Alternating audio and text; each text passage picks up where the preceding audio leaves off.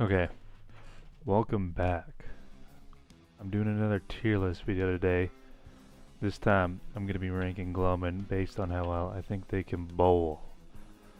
So, this video was supposed to be filmed with Ian and Tim at PAX West, but Tim hates me and Ian got a restraining order on me when I attacked him because he wouldn't give me the Orca Soldier Convention exclusive, so that will not be happening. Regardless, I'm just gonna get into it. Yeah, I'm gonna try to make this quick, not meander. I didn't write it, but yeah, I don't remember the rules honestly from the first one. So, if this is basically gonna be putting them in the sense of if they were on a team versus other teams in bowling. So that's how I'm going to be ranking them. Then we have the tiers here. We got Camp Bowl, Save Their Life, Casual, League Bowler, Advanced, and the Jesus. So like last time, we'll start with the ones and then move on to the twos and then the threes.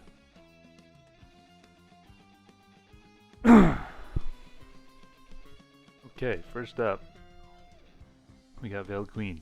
Target opponent must use their next action to move if possible. So I don't know if she would, I think she'd probably be like an average bowler normally. But I think her action ability could be used in a competitive sense. We're assuming that there's two bowling teams here. It's Gloaming versus their enemy in bowling. I think she could use power behind the throne to like kind of jerk their arms when they're about to go, you know, throw the ball. I don't know what the proper terminology is, but so I think that puts her squarely into League Bowler. I think she has what it takes. Yeah. Right, next up, Undying Minion.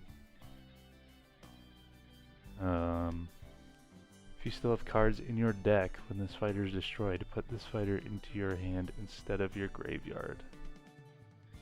Now, I'm not gonna lie, I don't really see how this ability applies in a bowling sense. I mean, maybe he could use his own head as a bowling ball. I think that could be funny. I think Minion goes in casual. I don't think he would be bad, but I just don't see him being... I don't see him being terrible. I just don't see him being very good either. Alright. Undead Horde. Put all basic ones from your graveyard underneath this fighter.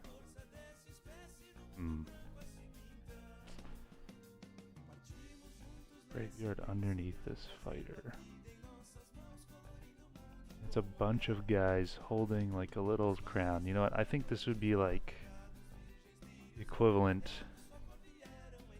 of like, would just be like 7 guys throwing one ball all together, kind of like how they're like holding it here. I just imagine like replace this with a bowling ball and then throwing this like underhand style. I don't know, I think this is also casual. I don't think this is like, yeah, this doesn't blow me away. Right. Swarm Seeker. When this fighter is attacking or being attacked by an enemy stack, its power is equal to the number of fighters in that stack. You know, I feel like he would actually be really good. If we take the context of Wormseeker and we put like, if you think of like the pins as a stack, you know, that's like what, 10 guys?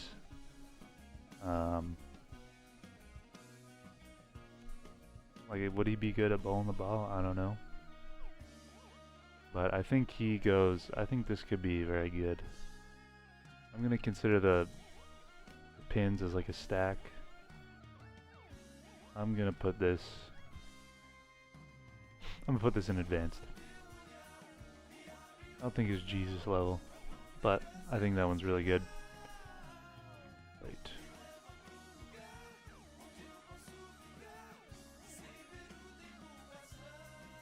Phantom Courtier. Move or attack with target, friendly one, ignoring fatigue. I'm going to put him in advanced too. Reason being, I'm going to consider going by the logic of Swarm Seeker, where pins are an enemy. I guess that would mean that when the enemy team is bowling, then the pins are your friendlies. I've kind of put myself in a trap here, but I think he would be... Yeah. I think he would probably be a good counter player. Kind of same thing as Veiled Queen. He could like cause the enemy's pins to move out the way. Not necessarily... May not necessarily be good at bowling, but more kind of like shenanigans. Okay. Ladies in waiting.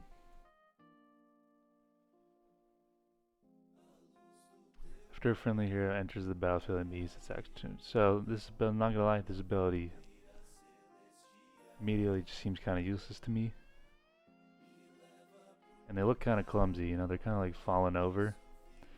So I think this will be our first camp bowl to save their lives.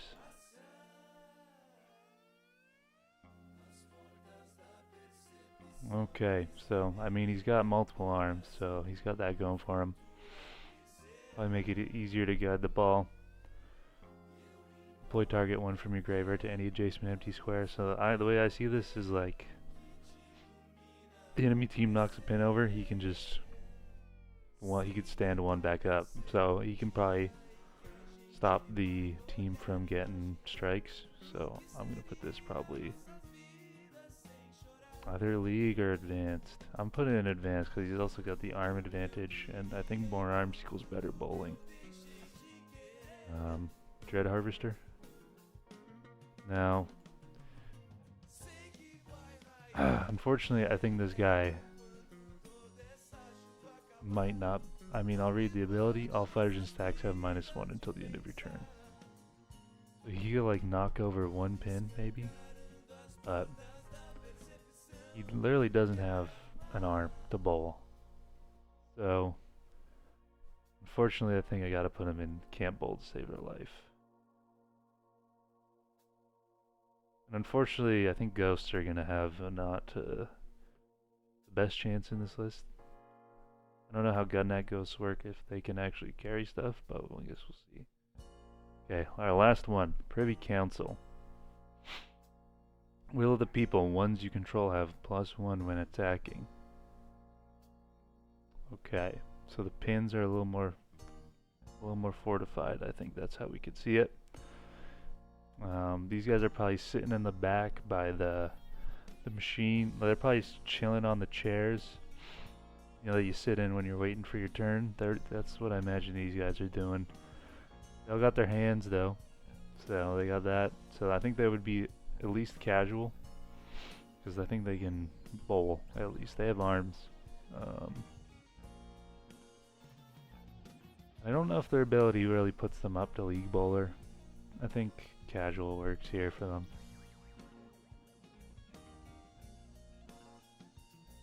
Alright, let's get into the twos.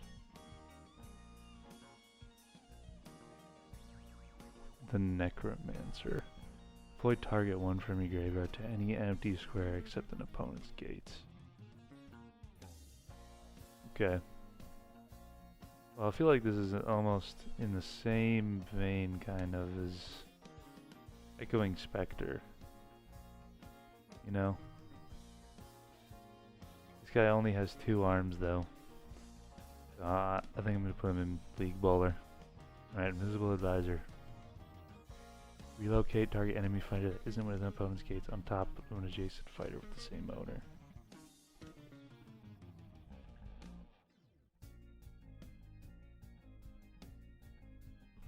Okay. So he can kind of just cause the pins to crash into each other. That's what I'm thinking. This could also be like just causing the enemy bowlers to crash into each other on their throat, you know? Like, I think this guy's pretty good, because he can either mess with the pins or mess with the fighter themselves. This Veiled Queen can kind of do that too. I might Target opponent must use... No, never mind. That's different. She's just jerking him. Ooh, wait. I didn't say that. Anyways. I think we got our first of the Jesus. I mess with him heavy. Alright, Dominating Wraith. Possession. Deploy this fighter on top of any fighter that isn't an opponent's gates, regardless of owner, trade, or position. Move this fighter without the rest of the stack. So this is basically it. I mean, maybe bowling wasn't the best topic, but I think the Gloaming are just like big cheaters, you know? So like this guy's just gonna possess whoever's currently up on the thing and just make them throw the game. I mean, it's a ghost, so it's really not gonna be able to bowl. So, but would it be a valuable member on the team? Probably. So I'm gonna put in League Bowler.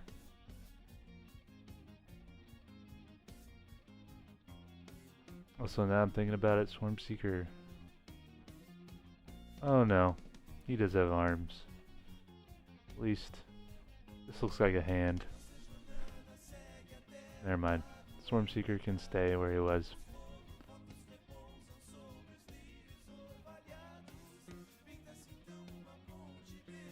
Alrighty, Detached Shadow.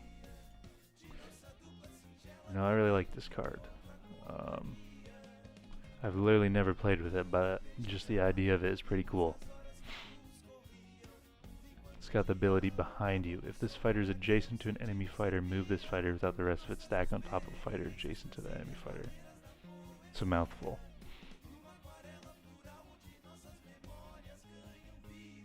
I gotta be honest, I don't see where, like, I love this guy, but I don't see where this is applicable, like, at all. You can't carry a bowling ball. I mean, he can just move through the enemies, so I'm afraid this guy's going and can't bowl to save their life. Sorry. Alright, Death Knight.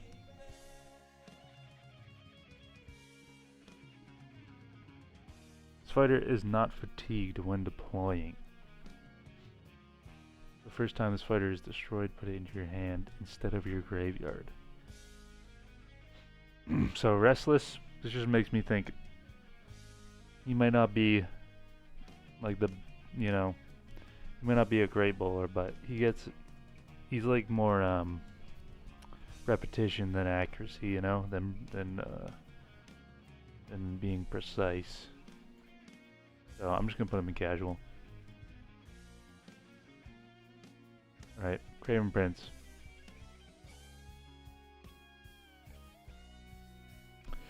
Not today. If this fighter would be destroyed when being attacked, you may destroy a one you control instead. I don't know. The appearance of the prince, I'm not gonna lie, it makes me think he's a bit of a snob.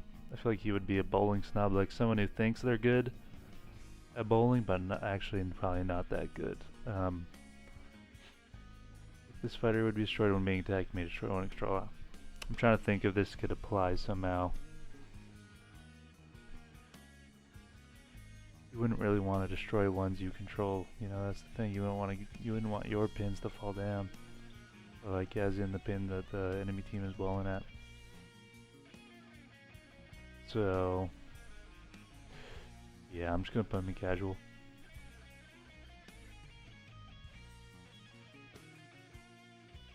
Alright, our last two, Bone Giant.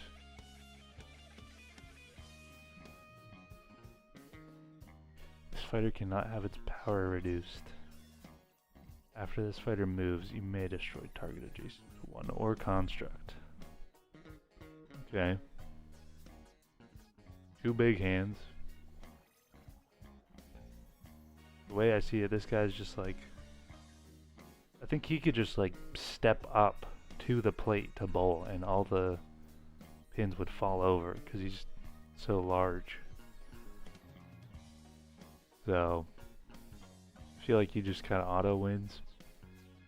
Destroying construct part, you could also, I mean, you could argue that it like messes with the enemy team's little bowling machine. So yeah, I'm gonna put this guy in the Jesus zone.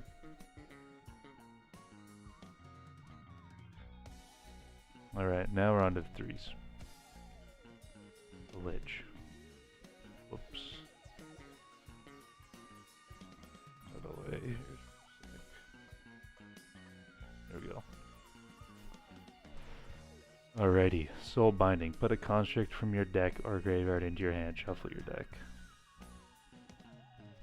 Well, I don't think that really applies here, unfortunately. So, I'm just going to put him in casual, unfortunately. I mean, he's got hands. So, I think he can float. Well, he can float. I think he can carry a bowling ball.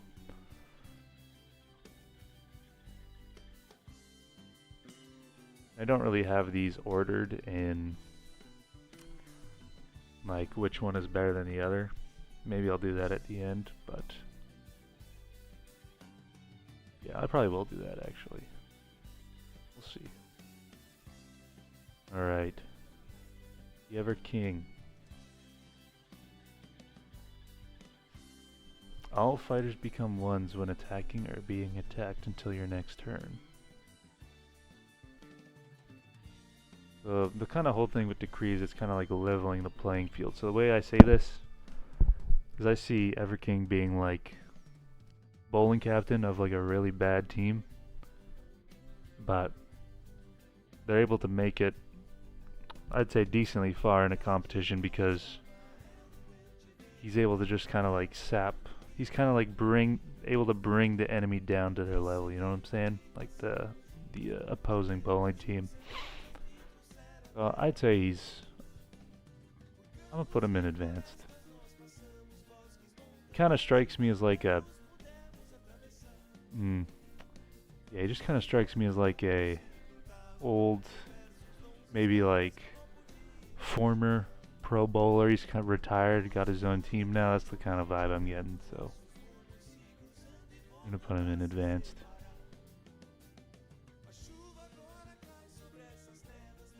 Alright, Revenant. You know, this is another card I really like. Alright, so he has one hand. Right here. So we're up to a good start. He can at least bowl a ball. But let's see. Friendly hunters you choose may choose any fighter in a stack to attack, not just the topmost. Oh, wow. The way I'm seeing this, if, like I kind of said previously, if we consider the bowling pins a stack, I mean, any, like, if he has any quote unquote hunters on the bowling team, they can just choose whichever pin they want to hit. I know, I originally thought this was not going to be good, but now that I'm thinking about it, this might be, I think I'm going to put this in the Jesus. Because, yeah, I think that's kind of insane. Just like absolute precision. Oh, wow, we're already done. Already. Last card, Malevolent Presence. Evil Presence, as I like to call them. You may deploy or move this fighter underneath any other fighter. Not gonna lie, on its own, I don't think this really does anything. He's also a ghost, so he can't really hold anything. So unfortunately, I'm gonna have to put him in can't bowl, save for his life. And you know, he's not even like dominating raids where you can like control someone. He just like hangs out inside them. So yeah, unfortunately, going in here.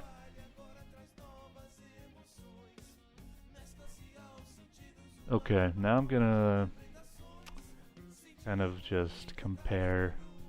I'm gonna rearrange from each column to what I think is the best and the worst.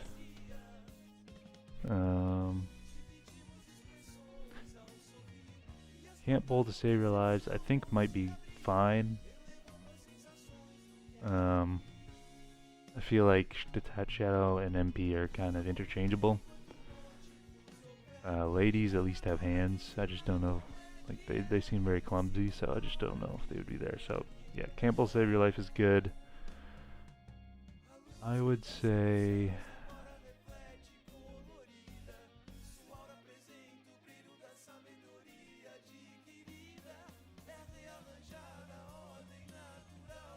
is what I'm gonna do. I'm gonna put Privy up because I think they're just kind of like passively buffing their team here. Craven Prince. Like, I feel like he's just somehow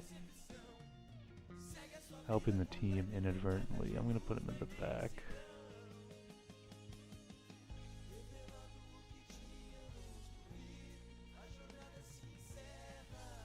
I mean, if Undying Binion uses his own skull as like a bowling ball, I think he could be pretty good. Maybe this is what I'm gonna do. This is how I'm setting up the casual lane. Alright, League Bowler. I mean, honestly, I think Wraith is at the front. I think Veiled Queen is pretty good. Target one from your graveyard to any empty square except an opponent's gate.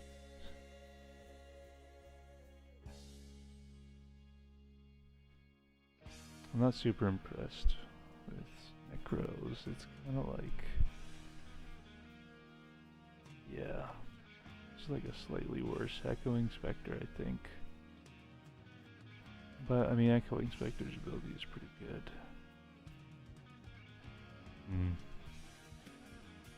So yeah, I think I will move him up. Alright, for the Advanced League, let's fire technique effect.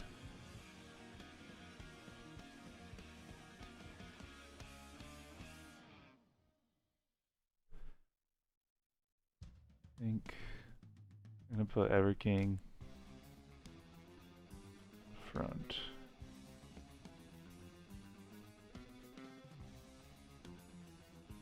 Deploy target one from your graveyard to any empty square. I mean, that stops the teams from getting strikes, which I think is really good, but I think Swarm is still a little better. And then the Jesus group. I honestly think Revenant might be the best. Like, if you're not worried about the enemy score, I think he's the best here. Advisor, I mean,